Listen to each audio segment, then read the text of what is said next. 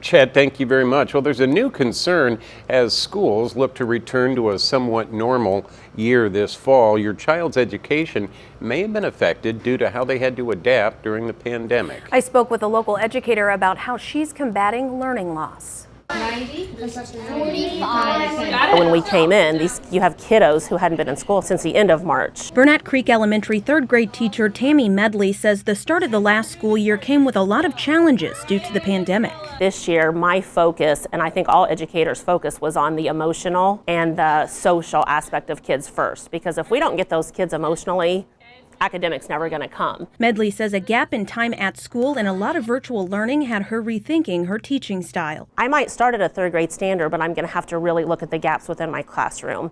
And then I have to differentiate more so than what I would do on a normal school year. Medley says there's always some learning loss due to summer break, but this year was different. It was harder. The gaps were definitely deeper. So Medley adapted to make sure her students could catch up if needed. Everybody gets the same mini lesson, but how we practice that skill is totally different.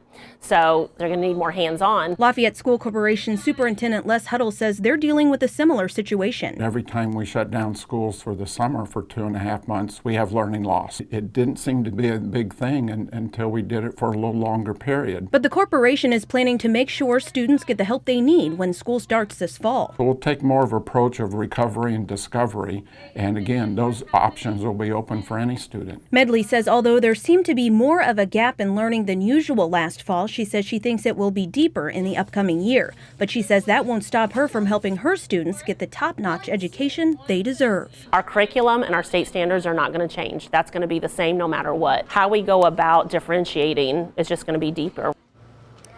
Medley says there was not an increase in summer school attendance. However, she says they normally have both second and third graders participate. This summer, the focus was only on third grade students.